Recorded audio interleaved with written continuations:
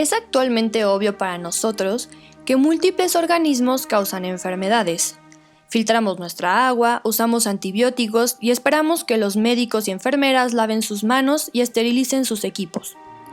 Desde épocas muy antiguas se han encontrado hipótesis de científicos que han observado la posibilidad de que existan organismos pequeñitos que no podemos ver y que generan enfermedades. En el 36 a.C., en Roma, Marcus Terentius Varro escribió una advertencia a personas que vivían cerca de pantanos. Él decía: «Porque hay ciertas criaturas diminutas que nuestros ojos no pueden ver, que flotan en el aire y entran al cuerpo por la nariz y la boca, causando enfermedades graves». Varios cientos de años después, en 1847, Ignaz Semmelweis, un obstetra húngaro, propuso el lavado de manos.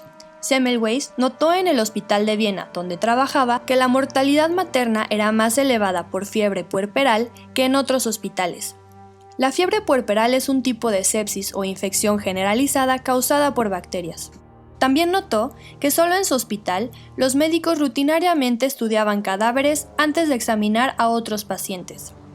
Observó que la fiebre puerperal era menos frecuente en mujeres que parían en las calles. Él ideó que había ciertas sustancias que se estaban pasando entre los cadáveres a las madres y que estos causaban las enfermedades.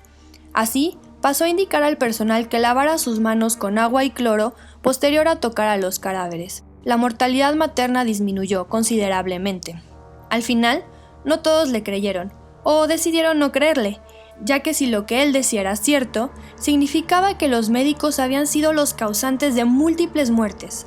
Así, Semmelweis falleció en un asilo psiquiátrico de esos tiempos. Con el tiempo, su muerte y sus descubrimientos fueron reivindicados gracias a un científico que revolucionó la microbiología.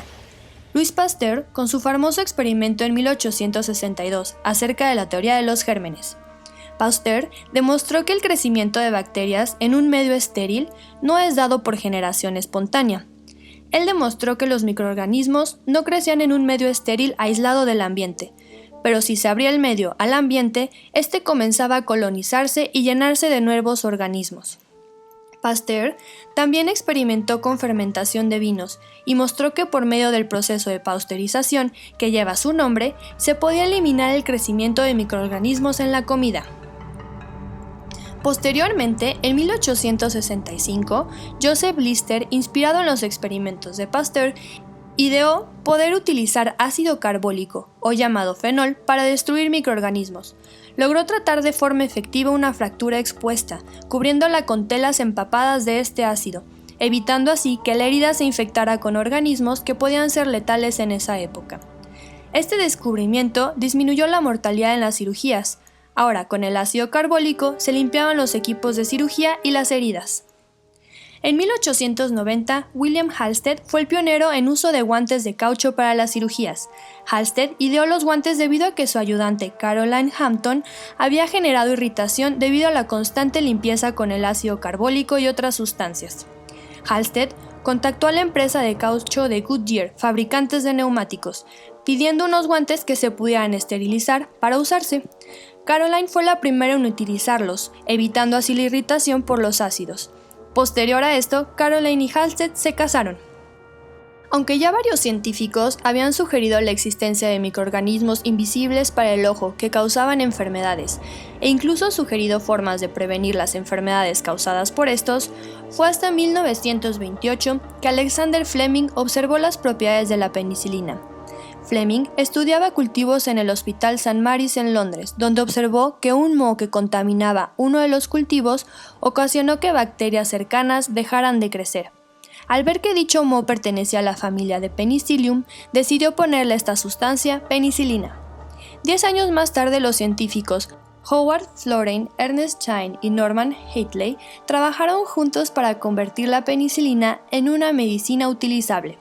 Al principio, la penicilina era poco refinada. Se requerían unos 100 litros de caldo de cultivo del moho para poder darle tratamiento a un paciente por 24 horas. En pocos años, gracias al crecimiento tecnológico y científico de la guerra, los gobiernos de Estados Unidos e Inglaterra se determinaron a producir más de este medicamento para poder curar a sus soldados. En 1932, el científico alemán Gerald Johann Paul Domark descubrió el primer medicamento que se podía usar de forma sistémica o generalizada para infecciones. Aunque Fleming ya había descubierto y aislado la penicilina, esta no fue utilizada formalmente hasta 1943.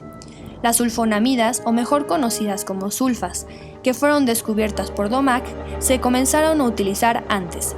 El Prontosil, la primera sulfa, provenía de colorantes que se observaron actuaban contra los estreptococos. Domark utilizó este medicamento, aún poco probado, en el brazo de su hija, que iba a ser amputado por una infección, recuperándose completamente.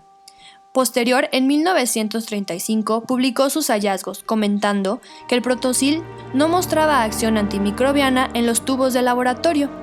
Así, en 1935, Daniel Bobet descubrió que el Prontosil sufría una reacción en el cuerpo, en la que se dividía en dos, una fracción de colorante no activa y una fracción sin colorante activa, siendo necesario entrar al cuerpo para ser efectiva.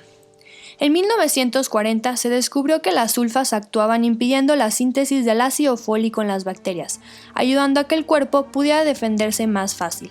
Las sulfas salvaron muchas vidas antes del uso de la penicilina, en especial durante la Segunda Guerra Mundial. Con el tiempo, se han descubierto múltiples antibióticos con diferentes especificidades y que sirven para diferentes microorganismos que entran en diferentes partes del cuerpo. Muchos de ellos naturales, como la penicilina, que provienen de diversas sustancias que producen otras bacterias y hongos, y otros tantos sintéticos como las sulfas. No todos los antibióticos matan bacterias. Hay antibióticos para virus, bacterias, hongos y parásitos, pero seguiremos hablando de esto después. No te pierdas el segundo video de la serie de antibióticos. Tipos de antibióticos, ¿de dónde vienen? Aviso. Recuerda, la prevención es importante. Antes de curar debemos prevenir. Lávate las manos, lava frutas y verduras, cúbrete en tiempo de frío. Evita contagios usando cubrebocas, tosiendo y estornudando en el codo y lavándote las manos con frecuencia. Aliméntate sanamente, haz ejercicio y duerme suficiente todos los días. Al estar enfermo, descansa. Toma muchos líquidos y aliméntate bien. Acude al médico cuando sea necesario. Cuídate, cuidémonos entre todos. La prevención es primero.